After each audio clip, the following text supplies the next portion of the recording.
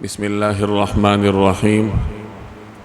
رسول اللہ صلی اللہ علیہ وسلم پر جب ابتدا میں وحی نازل ہونا شروع ہوئی تو ام المومنین حضرت خدیجۃ الکبریٰ رضی اللہ تعالی عنہا نبی کریم صلی اللہ علیہ وسلم کو لے کر اپنے چچا زاد بھائی ورقہ بن نوفل کے پاس گئیں۔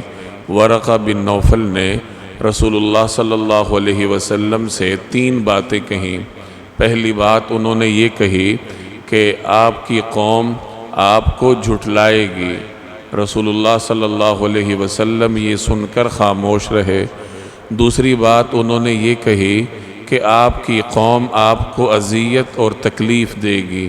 نبی کریم صلی اللہ علیہ وسلم یہ سن کر بھی خاموش رہے۔ تیسری بات انہوں نے یہ کہی کہ آپ کی قوم آپ کو اپنے وطن سے نکالے گی۔ یہ سن کر رسول اللہ صلی اللہ علیہ وسلم نے ارشاد فرمایا اَوَ مُخْرِجِيَّهُمْ کہ کیا وہ مجھے اپنے وطن سے نکالیں گے۔ یہ سیرت کی مشہور روایت ہے جو سیرت کی اکثر کتب میں موجود ہے۔ انسان جس ماحول میں رہتا ہے، جس سرزمین پر پیدا ہوتا ہے، جن در و دیوار کے درمیان وہ اپنی زندگی گزارتا ہے، تو ان در و دیوار، اس سرزمین اور اس مٹی سے فطری طور پر اسے محبت ہو جاتی ہے۔ انسان کیا، حیوان ہو، چرند ہو، پرند ہو، ان تمام مخلوقات کو اپنے مسکن، اپنے گھر اور جس ماحول میں وہ رہتے ہیں ان کے ساتھ ایک قلبی انسیت اور لگاؤ ہوتی ہے۔ اور اگر یہی وطن اسلامی معاشرہ ہو، مسلمان ریاست ہو، تو پھر ایسے وطن سے محبت رکھنا انسان کے لیے عبادت کا درجہ رکھتا ہے۔ چنانچہ رسول اللہ صلی اللہ علیہ وسلم سے مختلف روایات میں ثابت ہے کہ آپ صلی اللہ علیہ وسلم کو اپنے وطن سے محبت تھی۔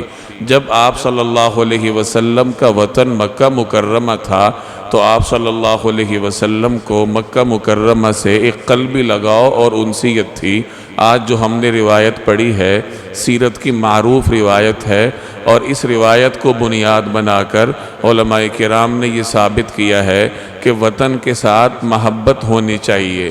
امام سہیلی رحمہ اللہ مشہور سیرت نگار ہیں، انہوں نے یہ روایت نقل کر کے اس پر عنوان قائم کیا ہے حب الرسول صلی اللہ علیہ وسلم وطنہ، نبی کریم صلی اللہ علیہ وسلم کا اپنے وطن کے ساتھ محبت کے بیان میں۔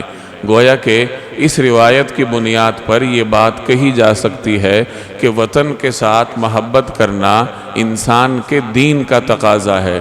جب تک آپ صلی اللہ علیہ وسلم مکہ مکرمہ میں رہے اور مکہ مکرمہ آپ کا وطن تھا تو نبی کریم صلی اللہ علیہ وسلم کو مکہ کے ساتھ محبت تھی، اور جب آپ کا وطن بعد میں مدینہ منورہ بنا تو اللہ تبارک و تعالی نے آپ صلی اللہ علیہ وسلم کے دل میں مدینہ منورہ کی محبت کو پیدا کیا۔